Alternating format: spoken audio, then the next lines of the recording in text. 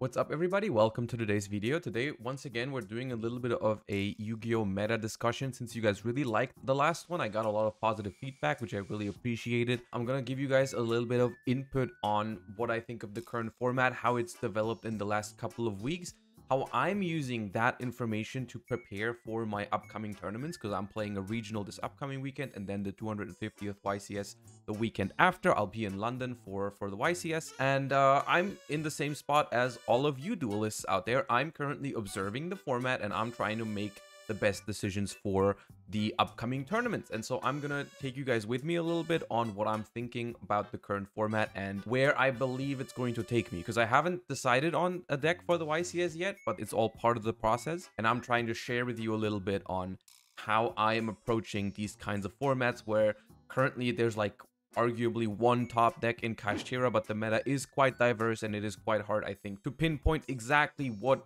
the best choice for the upcoming event is. Anyways, I hope you enjoy the discussion. Before we hop into it, make sure you're subscribed to the channel. That helps me out a ton, and it shows me that you like this type of content. And once again, I hope you enjoy the video, and if you do, leave a comment down below, tell me you like it, and check out the Twitch stream in the description below.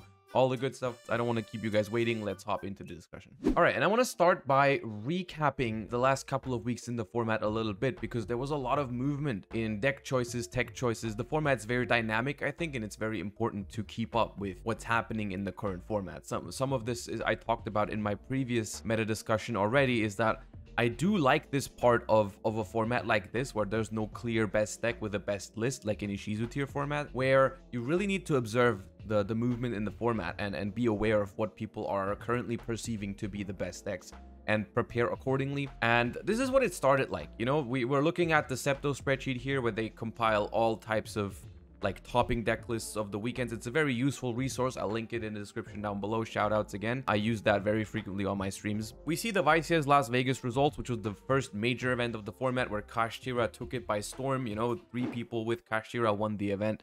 It had almost 50% in the top 8. Everyone was concerned about Kashtira going into it, but I feel like no one expected it to be this dominant. I mean, me included. Branded had a very strong showing, which is what people expected. We'll talk a little bit about Branded's situation. And then Labyrinth was one of the huge breakout performances, I feel like, where like it really shined at this event, that like, you know, Labyrinth seems to be a top tier deck in the format. And this was the baseline that everyone used when preparing for future tournaments, I feel like. And then we're looking at like the week after that, we still see almost the same picture. We see like this was the first week, I feel like, where people really started to respect Labyrinth, which might lead to a little bit less Labyrinth success, which is really something that I found to be quite natural. I think in the first event of the format, I almost saw no one play, you know, Denko Sekka or a lot of like Cosmic Cyclones and whatnot, which I do see people play that a lot now. I've even seen people play Royal Decree now because they respect Labyrinth that much. So I think it's very natural for Labyrinth to be a little bit off the chart in the last couple weeks, simply because people start to respect it. And that's how it goes sometimes. You know, sometimes you need to make that call before everyone else realizes that it's a good call, and then after you've done it once, or after everyone's realized, then it doesn't work as much anymore. And then we had YCS Peru, where we saw no Despias make it into the top 32. We still saw a lot of Kashtira, we saw the resurgence of Sprite, and we saw a lot of like, you know, Naturia and a lot of Rogue. And now, week number 5, we had a lot of big regionals this last weekend, which is why I'm making this video this week. There's a lot of input from last weekend, and I think last weekend was probably even the best thing to look at for the overall format, because it's the most recent results. It's a lot of big tournaments in different parts of Europe and the US, and also some other places, and it just shows and paints a very clear picture of the current metagame. Kashtira is at the top of the current metagame. It's been consistently throughout all of these weeks been on top of the pie chart. So we gotta face it, we are in a format where Kashtira is the most popular deck, and also perceived by most people as the most powerful deck, and it is very good. Branded has fallen off a lot. It's still here, but I feel like it's not performing as well as everyone expected it to, and I have said that in my first video already. After I've seen the results at YCS Las Vegas, I've already told people on in my chat as well on Twitch that I don't think Branded is the best deck for this current format, and it's not gonna look super hot for Branded in the upcoming weeks, simply because Branded is a deck that really works well when its engine is the best engine in the game, because it really wants to go head to head in engine The problem is the branded engine is not better than the Kashtira engine, and everyone is expecting branded. So we see a lot of D-Barrier,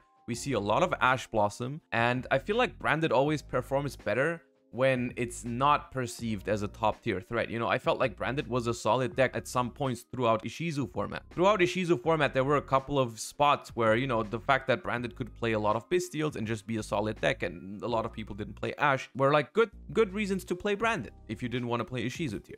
In this current format, everyone's expecting branded, everyone's maining Ash Blossom, like literally everyone, which means that a lot of games you have a hard time, and then like D-Barrier is in almost everyone's side decks. And so branded just like is one of those decks where as soon as it becomes popular, as soon as people perceive it as the best deck or as a good deck, it starts falling off. It's not as resilient to people, you know, targeting it, being prepared for it. So what does all of this mean for me personally and my preparation for the upcoming events? And I'm going to be 100% honest about this. I've made this clear in the past that I don't like telling people what I'm going to play at an event, because I don't want to put myself at a disadvantage. But whenever I can share information, whenever I don't feel like it puts me at a disadvantage to share information, I will. And so my current take on Kashtira is that I have not ruled out Kashtira as an option for the 250th YCS. And the reason for that is that I have started to respect Kashtira a little bit more, in the sense that I think if you play Kashtira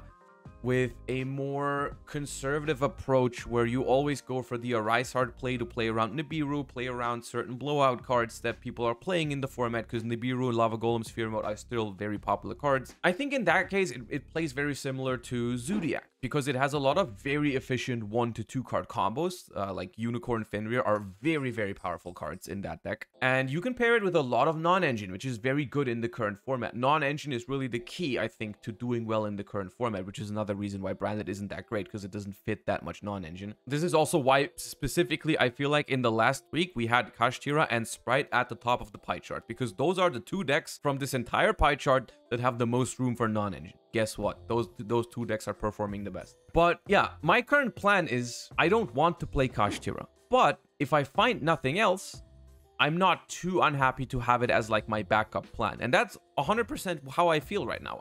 My Kashtira is my plan B.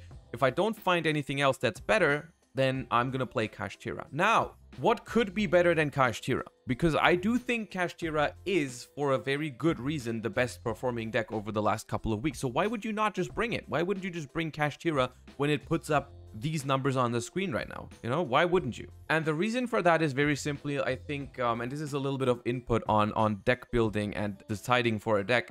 I think there's a difference between what's the best deck in the format, or what people perceive to be the best deck in the format, and the best choice for any given event. And I'll make an analogy here. A good example of this, I think, is when I won YCS Prague with Paleozoics in 2017. Because the best deck in that format, and what everyone else perceived to be the best deck in that format, or like what most people perceived to be the best deck in the format, was Zodiac. Pure Zodiac was insanely good. It was super consistent. It had such a high card quality. Like every 1 to 2 card combo was super, super good and super efficient. And you could play a lot of non-engine. Huh? Rings a bell. It's very similar to this current format's Kashtira. It has almost the same dynamics. However, for that YCS, I don't think Zodiac was the best choice. It was the best deck in the format, but it was not the best choice, because there was something that just happened to beat Zodiac, right? And that was Paleozoic. 60 card Paleozoic beat Zodiac and had a very great advantage over all the other 60 card grass decks, because it itself did not really rely on grass as much, but you locked your opponents out of grass. 60 card Paleo was the perfect call for that tournament, but it's arguably not the best deck in that format, because if no one else is playing Zodiac, if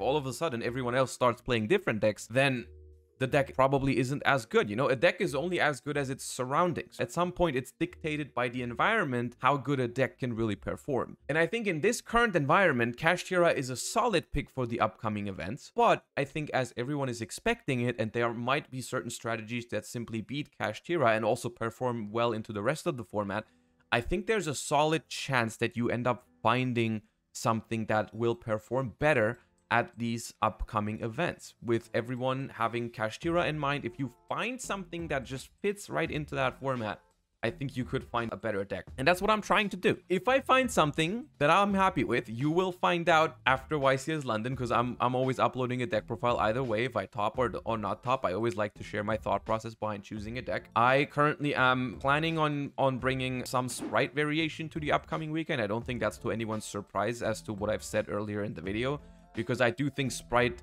might be a good contender. I'm not set on it yet. Like I said, I have not decided for YCS London, but I don't see a reason to bring Kashtira to the regional this weekend, because I'm using the regional as like testing grounds for the YCS. So I'm not planning to bring Kashtira, because I know what to expect from Kashtira. I know how it's going to perform, you know. I don't really need to test Kashtira because I'm pretty certain on Kashtira's spot in the current metagame.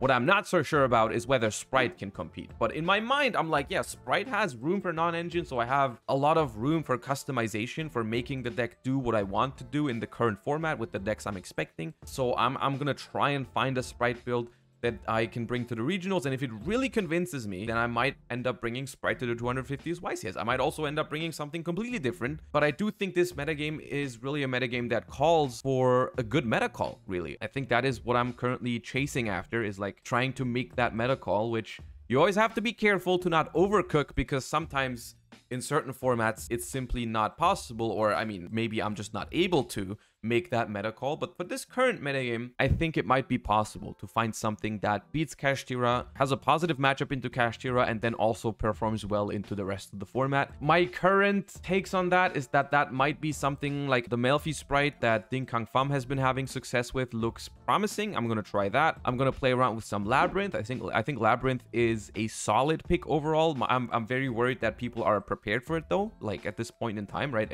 I've seen a lot of Denkos and Royal Decrees, and I really don't want to deal with that. I think some runic variations might be nice. However, runics struggle with the fact that they usually don't really fit a lot of non-engine. That's one of the downsides of the deck in the current format, because like I said, I think fitting non-engine is very important right now. Yeah, I think it's going to be a challenge to find a good deck for the YCS, but I'm always up for a challenge. That's not a bad thing in my book. The fact that you need to work in order to find a good pick for the event, that's not something that throws me off, or you know, like, I like that. Whether I'm gonna succeed with finding a good deck is something that I will find out in the next week, and you guys will also find out soon enough. So once again, if you like that sort of input, once again, it's just me rambling on the current format. That's really, I'm trying to put my thoughts in a condensed video, so I'm sorry if it's a little bit all over the place, but that's what it is. I do talk about these things on my stream a lot, but I feel like I needed to try and focus it down in like 10 to 15 minutes for a YouTube video. So I'm recording this one off stream. I hope this leads to it being a little bit better structured than if I just cut like, you know, stream highlights together. Anyways, if you enjoyed that, let me know in the comments down below. Like I said earlier, subscribe to the channel. It really helps. And also let me know how you are preparing for the upcoming tournaments. Are you going to any of the 250th YCSs? If so, do you want to share your thought process and discuss it with others in the comments? Feel free to do so. I'm interested to hear where everyone is at in their preparations. And who knows, if you ask some questions, maybe I'll find the time to give you guys some input on whatever decisions you guys are struggling with for the upcoming YCS. So yeah, without further ado, hope you enjoyed the video, and see you in the next one. Bye bye.